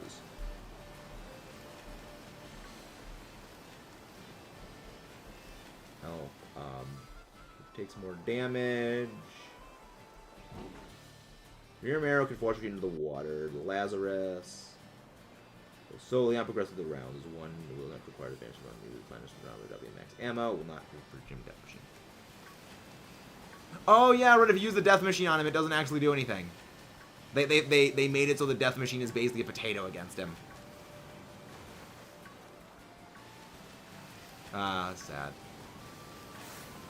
One thing that I kind of find funny about Black Ops 1's Death Machine is they make a big deal out of the Death Machine as like a power-up drop, but it deals set damage.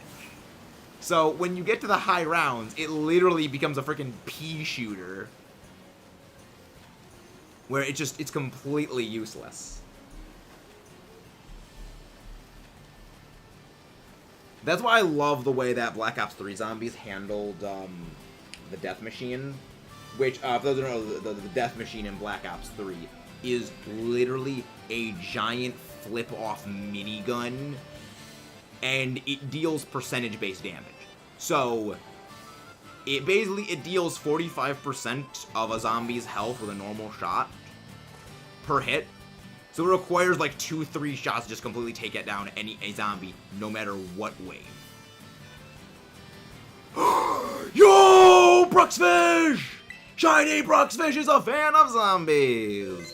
Death Machine, let's go. We have acquired stupid Bruxfish.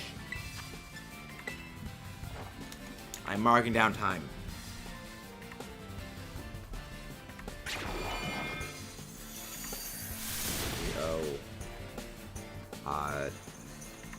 12, 5, Bruxfish.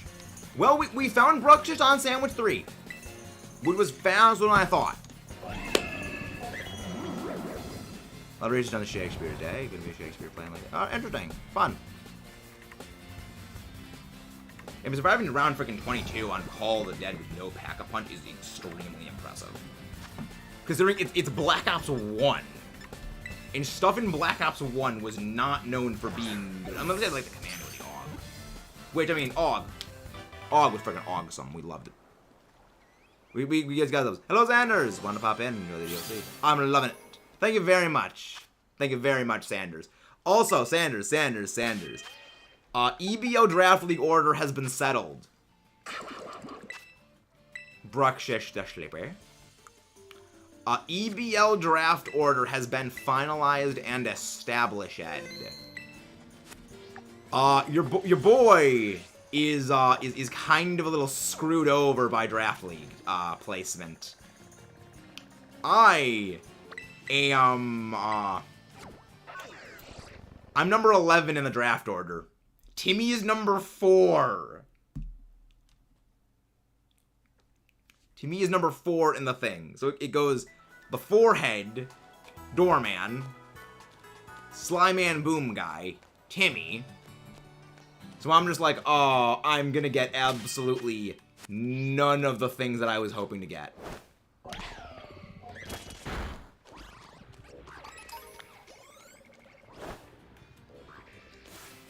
Go catch. You're not shiny. Yeah, because your eyes are thing. Your eyes. I'm so glad I finally got frickin' Bruxish. I freaking detested that hunt. I'm so glad Bruxish doesn't evolve. Because I do not want to have to hunt that thing again. Have you thought about getting... Oh, I have thought about that, Mudkip. I have plans. Like, Mudkip, I'm very, very thankful that you sent me that comment the short one made. Because as commissioner of the EBL, it is my duty to hold the players accountable for such a statement. So, by doing that, we know what that pick is going to be. Next shiny is probably going to be, we're going to finish up this sandwich. Yes, we finally acquired Finding Emo. We acquired the butt ugly fish. I mean, I don't hate Bruxish. I just don't care for it.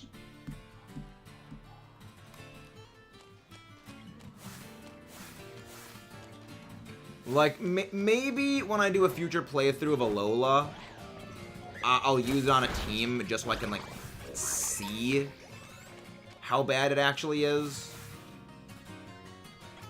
But I don't have the same vehement hate of Bruxish I know most people do.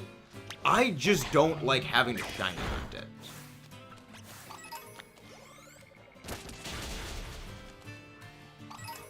Because it's a very painful, but we got it. So, ladies and gentlemen, we got it. If Ash doesn't draft Pikachu first... Exactly! Like, I told the short one that already. That we have it in running. It is a snake draft. So, well, the thing is, I'm number 11 of 14. So, it goes... it goes me... Yeah, Anxious Christian goes before me, so the order is like, well, Anxious Christian... Well, when it gets down to, like, my section of the draft, it is Christian, me, I believe Jakey XY, then I think it's Draconic, and Draconic I think is after me. I don't remember who is last. Pokemon Zombies Call of Duty map. No, the map is just a Pokemon Center. No, the map is the Lavender Town Pokemon Tower. That's what it is.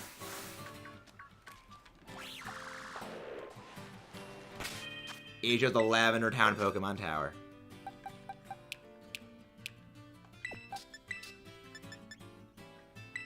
Alright. We're gonna get some Masuda hatching. We have another fish to look for. I wish for a fish. Give me my fish, game. Give me my fish. Yash. I'm taking Alomomola number 4 overall. Oh, hello, Timmy. We were just talking about EVL in the draft league. Yeah, Timmy, what is the order again for the draft league? 'Cause I don't remember off the top of my head. Because I know I'm 11, which is extremely rough. You're frickin' 4. Or the abandoned mart in UMUS. Also an accurate idea, Mudkip, the abandoned mini mart as something that would work. I mean, I feel like the Pokemon Tower would work better because there's multiple floors.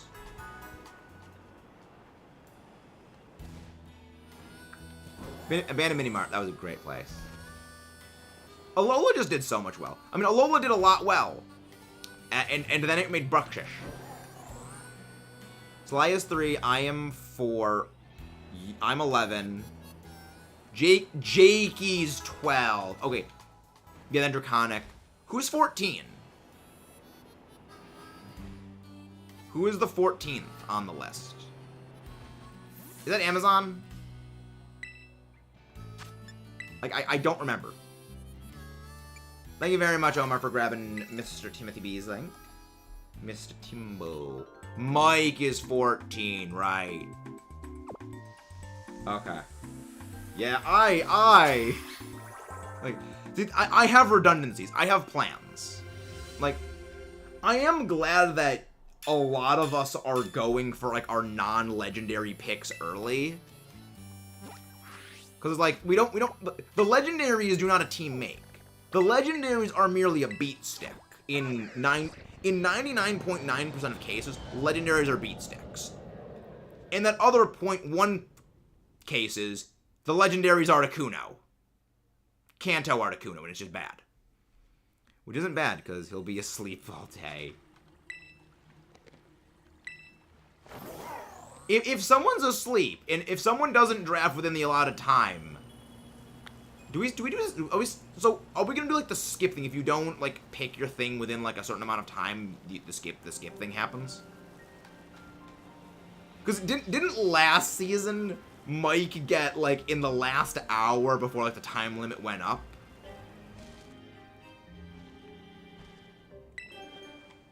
Meta, could you take down Zombified Pikachu? Ash would probably kill me if I did that. Then again, Zombified Pikachu is what her team is gonna be if she actually picks Pikachu. Riri! Can one of the mods go grab Riri's link, please? How are you doing, Riri? I'm glad to see that you're doing better today. Everyone, give Riri a hug. Just didn't know you won't graveyard and sleep during the day. I just... Oh, you didn't... Oh, right, the heart's blocking the thing. Thank you, Timmy. Who was the EBL last season? Wait, who was in the EBL? Not last... So, season 5, you mean? Because we're starting season 7. Season 5...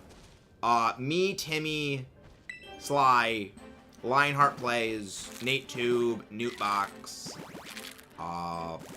Pidge, Doorman, Game Our Views, Mike the Quick,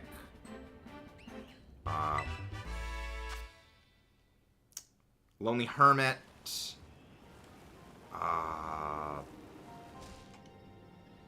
Hermit. Wait, someone's on the door. One sec.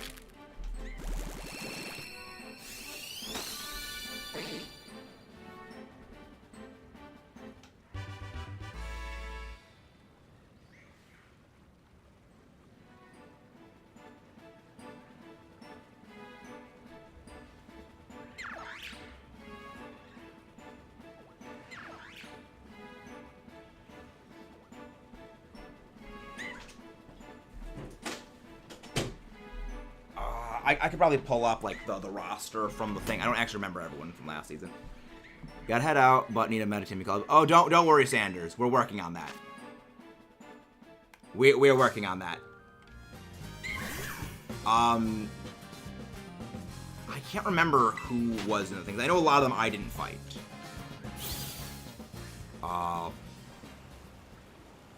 Be a hermit. I can probably look back in the thing and see. I can probably look back. Yeah, Nate Tube, Newt Box. It's infuriating, I can't remember. My brain is paced. Also, yeah, Timmy, I saw your message. I saw your thing.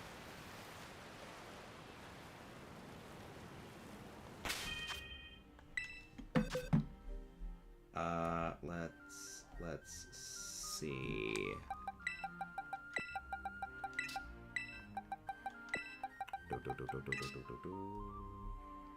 He's like, I think that they removed the thing from last time.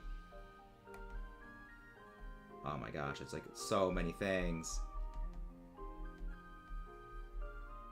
So many things. I mean, I can just go and like look at my first picks in here and find that because I picked fairly early. Yeah, Mike. Oh no! Oh, that's so much earlier than that. Oh my gosh, it's so much. Yeah, season 6 draft order. Oh my gosh. It's even more than I thought. Oh yeah, Mr. Toast was there as well. Mr. Toast. Yeah, so many of them I didn't go up against.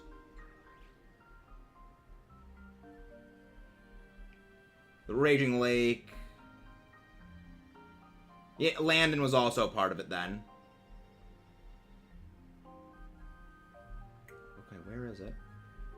Oh my gosh, it's so much scrolling. Big look, thank you, Riri. Thank you, Riri. Enjoy the lurks. Eating dinner. But head one, thank you.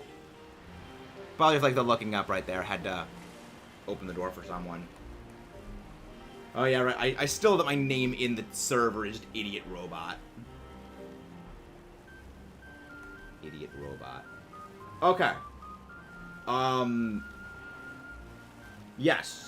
Lionheart plays, Stone Family, JakeEXY, Newtbox, Doorman, Infernaman, Sly Guy, me, Raging Lake, Timmy, Game Our Views, Nate Tube, Pidge, Mr. Toast, Mike the Quick, and Lonely Hermit. That is who was in Season 5.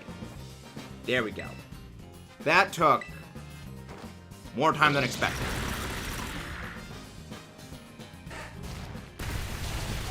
Oh, crap, that was bad. Oh, that was dangerous. Thank you, Volcarona, for actually being a hero. Oh, that was very, very bad. That was a very near disaster. This is why I need to pay attention. Got my buns handed to me in a... I need to heal this thing. I need to heal this thing, because otherwise we're gonna get freaking toasted. We're gonna get absolutely toasted. Heal. There we go. But yeah, so I think we're gonna probably just do the rest of this sandwich. What the frick was that noise? Yeah. Yeah.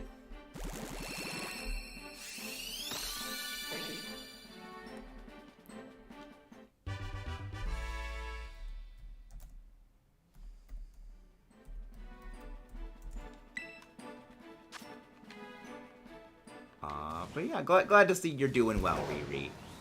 You missed us get stupid Bruckshish as a shiny.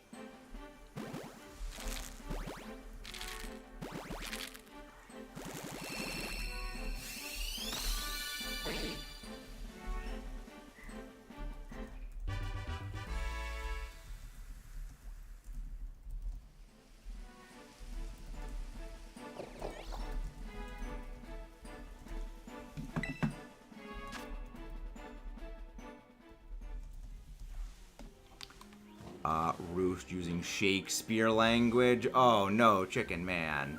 Meta, I have the one question. What is the question?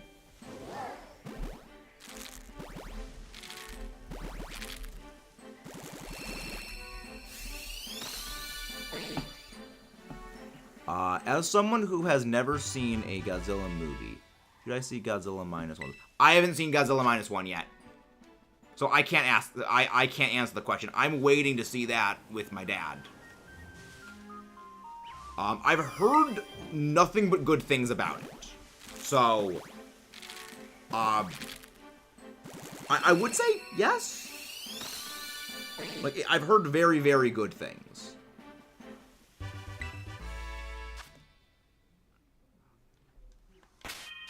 Only the original. The original Godzilla was deliberately shot as a horror movie. So, generally, they don't go into horror elements. But this one might. This one may, but generally they're not really horror movies. It's more like the horror is the concept. The horror is, this is a mistake humanity created, and now we must deal with the consequences of humanity's folly. It's sort of a horror movie in the same sense of like Jurassic Park as a horror movie, where it's the idea, the concept is innately kind of horrifying. And less of like, yeah, scary alien thing jumps out at you. Okay, I usually hate seeing hyper-realistic monsters killing things at people because of my beam imagination. Yeah. It's not really that kind of horror, from what I have heard. Yeah, they don't do, like, basically, if you're going in thinking it's gonna be, like, horror, like a movie like Alien is horror, it's not that. Yeah. That is not what it is. Oh, nice, Shining Riolu, nice. How far into White 2 are you right now? But how is everyone doing tonight? And again, if you haven't done so, please don't forget to leave a like and subscribe.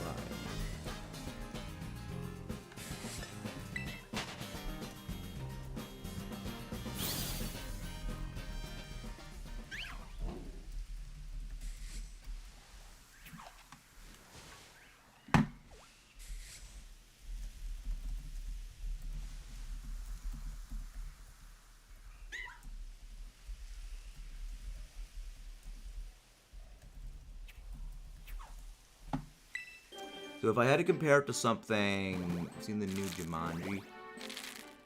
I've never seen Jumanji. I've never seen Jumanji. Ranch just under Route 20. Right, Univa's route names are weird because they tagged it on the existing thing. They need to reroute things. Fluoride Ranch. It's Fluoride Ranch. So you more or less just started the game. I assume you're going to be going for a Riolu. Very nice. Yeah, I hope to be getting a White 2 soon. Imagine glowing ranch dipping sauce. Well, I mean, it only fluoresces under certain light. Well, I mean, it absorbs light and then gives it off later. Already got one. Nice. I don't use ranch dressing on anything because it's not my kind of thing. I mean, I don't eat. Like, I don't like salads, so I don't like salad dressing. And I am not someone who puts ranch dressing on pizza. Ominous glowing. Okay, that would put me off eating ketchup. Also, I freaking love Toad Scrolls. Just like animations are hilarious. Boing, boing, boing, boing, boing, boing, boing, boing. It's very, very amusing. Bebop. Bebop. Oh wow, the freaking poniard's the thing that battles me. Not the freaking giant mushroom tentacle monster of doom. They're just hopping off like a freaking without a care in the world. I'm just playing through for the Shiny Dratini. Would have gotten black too, but Shiny Gibble put me off. It was more expensive. Interesting. Glad you're feeling better, Archer. Yeah, I have black, white, and black 2. I do not have white 2 yet. I have both. I'm going for the Boulder Shiny Gibble eventually. I'm probably, when I eventually get my stuff from those games up into the modern game, I'm probably just going to give away the Shiny Gibble and the Shiny Dratini, because I've already Shiny Hunted the entire family. So it's like, I would rather give it away. But for $80, oh my gosh, that's so much money. Unova is so expensive. The Nature Preserve package. Yes, the Haxorus would also be going for the giveaway in the Nature Preserve. But for that, I would need to fill out the Pokedex, which I plan to. I fully plan, when I get my Black 2 and White 2 complete set, to fill out the entirety of the Pokedex and beat the Pokemon World Tournament and the Battle Subway. It's going to be something. And I'm going to be doing those either in stream or as a recorded thing. So if you want to see that, don't forget to leave a like, subscribe if you want to tune in then. Also, when I do my eventual series with White 2, I am going to be doing challenge mode for White 2. Bought it for like $200, expecting it to be... Yeah. Yeah, it's... The Unova games go for a lot of money. Because, well, the Unova games go for a lot of money for two main reasons. The first main reason is Unova did not sell very well at all. I believe of all the mainline Pokemon games, Black and White 2 sold by far the worst. You know, they sold cumulatively, I believe, like 8 million copies. Keep in mind, Sword and Shield has sold over 25 million copies. Let's Go Pikachu, Let's Go Eevee has sold over 16 million copies. Just to put those numbers into perspective. So you already have a tiny number of Black and White 2 cartridges that just exist within the market. And then within that sphere, you have even less that people are willing to sell, and of the people that are willing to sell it, they know they can charge an arm and a leg for it. Because there's so few of them on the market, they can say whatever they want, and people are, like, desperate isn't the right word, but willing to pay absurd amounts of money for it because they don't know when they'll be able to find another one. So it's just like, it's kind of insane. It's for one of the reasons why, like, the Charizard Pokemon card is just they keep going up in price as time goes on. There's increasingly less of them on the market, and the people who have them to sell know people are gonna buy these things for whatever the freak they say they want to sell them for. Well, I mean, you can say, I want to sell it for this much money, and they know there's gonna be someone that's gonna buy it for that. So it's just like, it's... And then anytime someone else, you know, anytime someone increases hikes the price up, well, they're charging that much money, I can charge mine for, you know, go like, you know, $50 less or $20 less, and people will go for it. Conquest going down. Really? The only thing I can think about that, of like Conquest going down in price, is I know there's like rumors circulating online of Conquest Remake, which there's no way in heck that's happening. But that wouldn't surprise me. Who is Mr. Metal Guy? Oh, Mr. Metal Guy. He is in the Pokemon Center by, the second town, I believe, is where he is. You talk to him, he gives you the medals. Which I also will attempt to get all of the medals in that game when I eventually do that series.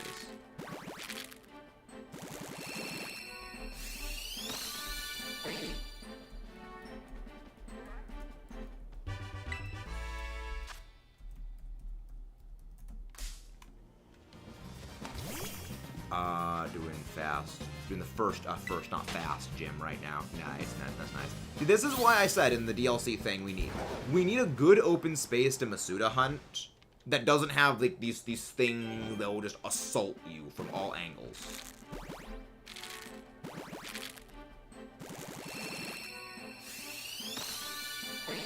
Fish. It's a fish. It's a fish. Fishy, fishy. Use telekinesis to steal the game, doesn't it? Yeah, some of us don't have telekinesis. Some of us are not Professor X. Sadly. Smooth brain tactics. I mean, it's very smooth brain tactics of me. But, I think that we're probably going to be ending off soon. I have been drinking a lot. Good. Good. Drink water. Water is very, very, very good. Now I just use Star Platinum. Good. A fellow JoJo fan. I like you, Shining Riolu. I like you. Fellow victim of JoJo brain rot. For a second I saw the legs and I thought that was a shiny Mudbray. So I found so many freaking shiny Mudbray, I would not be shocked if I kept finding more of them. Why can't he move his legs? I think it's a conscious choice.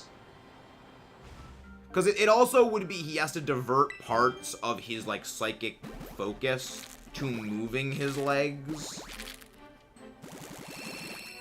I have every JoJo manga and thus spoke Kishibe Rohan manga. I'm not okay. Oh! Oh no! You are very much JoJo brain rot. As Rue says, with the punctuation removed. We care? Question mark? Yes, Rue says we care. Question mark. We do care about our friends, because they are friends. And again, please don't forget to leave a like, subscribe for more. Because we're probably going to be ending off soon. Yeah, it is Tuesday. It is a Tuesday, so there's that. Oh, this was fun.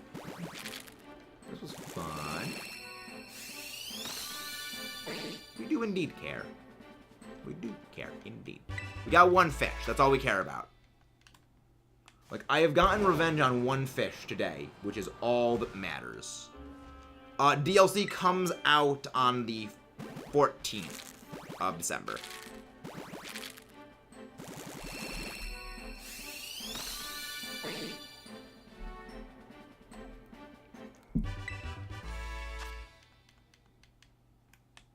Yes.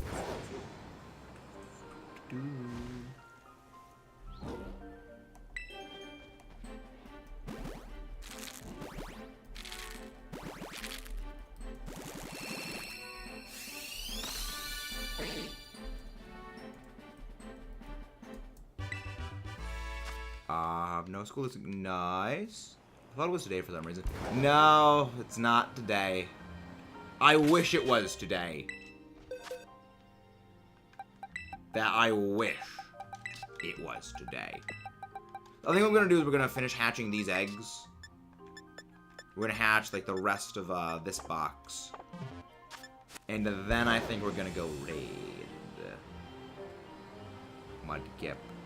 Can I tell him how I got into JoJo? I would be curious.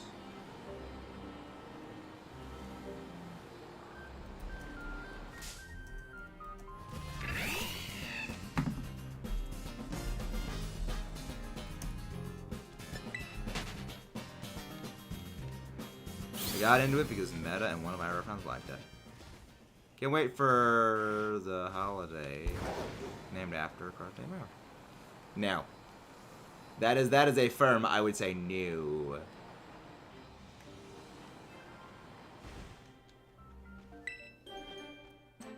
For me, who has Roblox. Really? It was Roblox? How? So, my brother's friend group. Wanted to say about JoJo fans, it wasn't because I didn't know what it was. They made me watch JoJo clips and the whole of part 1. Yeah, I started watching JoJo because of the EBL.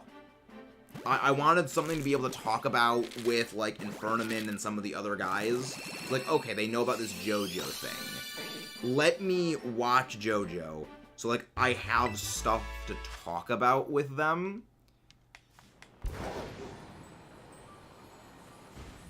So, that's basically where that came from.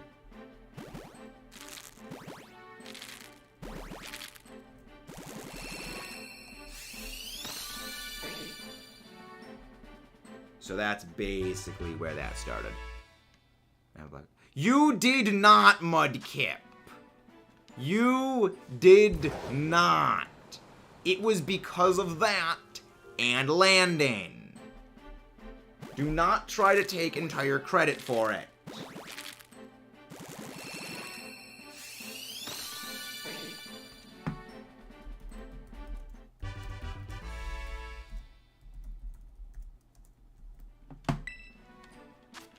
What do you got me to watch One Piece along with the shorts feed? Oh. Mudkip hasn't gotten me to watch One Piece yet. He's working on it.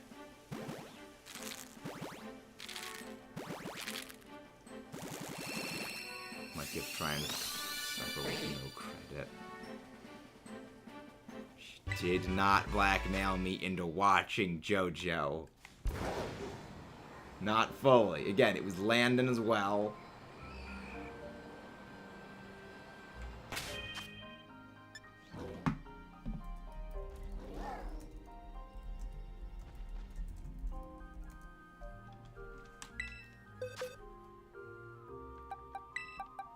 Alright. Alright, okay, that's a good thing.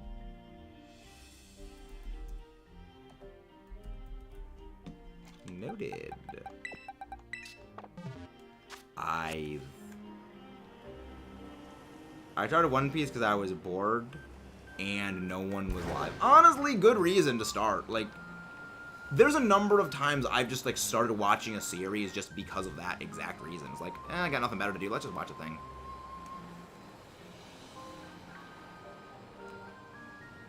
Yeah, there's been a few, like, frame drop issues we've noticed.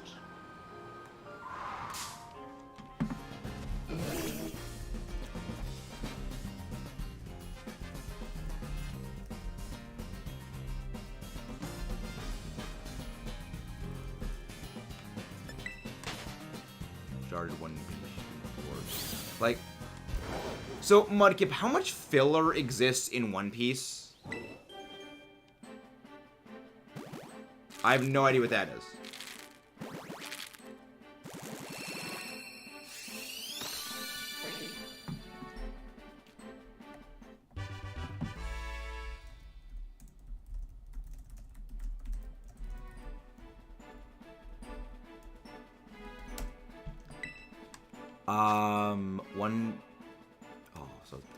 So about how much percentage are other animes filler?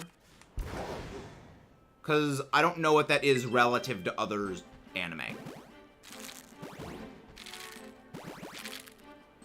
Hey, spoon-fed forehead queen. Also, check your DMs. Something's kind of important. It hurts to yawn. Oh, that's not fun.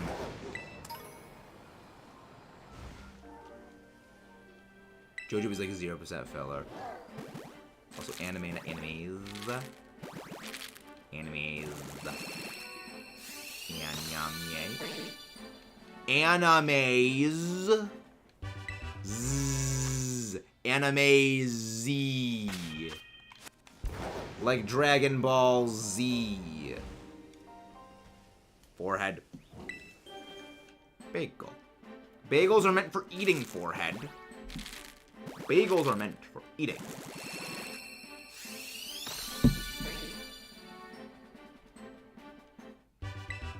E.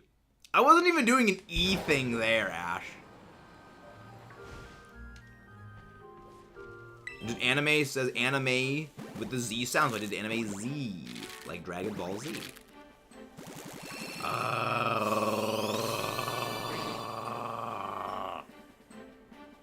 Infuriation time.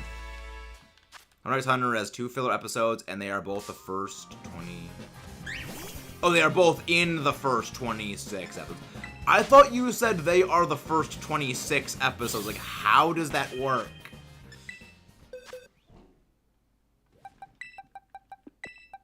I will only stop on Archer's account, Forehead. See, you I'm okay with messing with. Archer, I will be kind to Archer. Wait, is there none that have a no good? Do none of them have no good attack stat? None of you have a 0 physical. I don't hate you, Ash. It's just extremely fun to mess with you. It is just exceptionally fun and exceptionally easy to mess with you.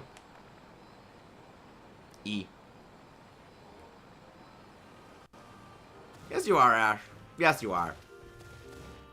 Jury has reached a verdict. Answer is yes. That is a very confirmed. Well, obviously you can't stand me, Ash. You're too short. As we have discovered, you are simply too short, which is a skill issue. That is a skill issue. S-K-I-L-L issue. Nerd is 41% full. Oh my gosh. I think a large part of why Naruto is like 41% filler exists because they needed to let the writer keep writing stuff.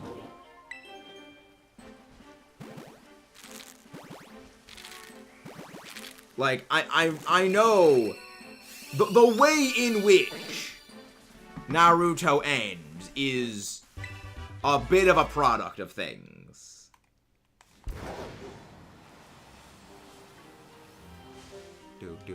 We'll go raid Mr. Bread. Yo, Zed managed to hit 2K. Let's go show the love. Let's possibly go show the love to Mr. Breadman. Yeah, I'm not really seeing too many people doing Pokemon stuff, so we'll go raid the Breadman.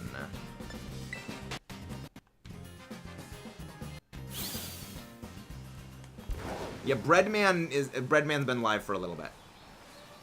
So we'll go raid Breadman. Oh my gosh, the solo down is so terrible.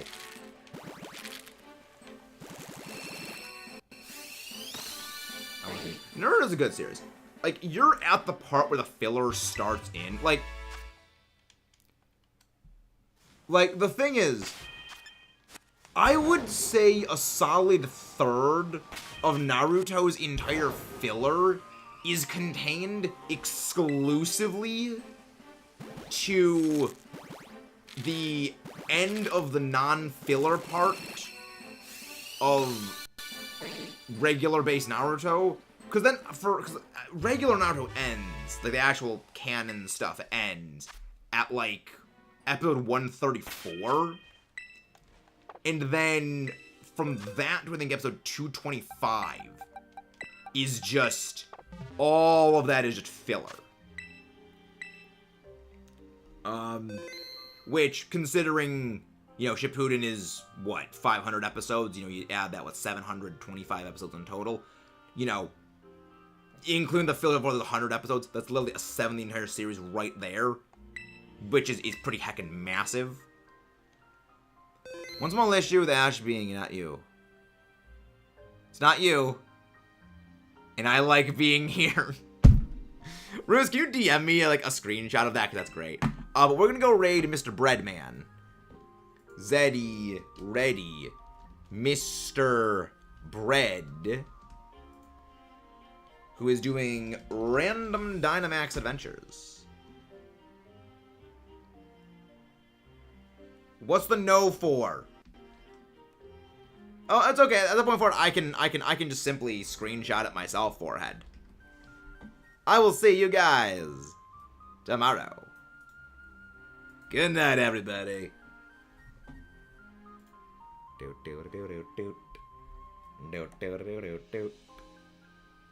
Hi, Cry. I'm Maxis. Thank you, Rose.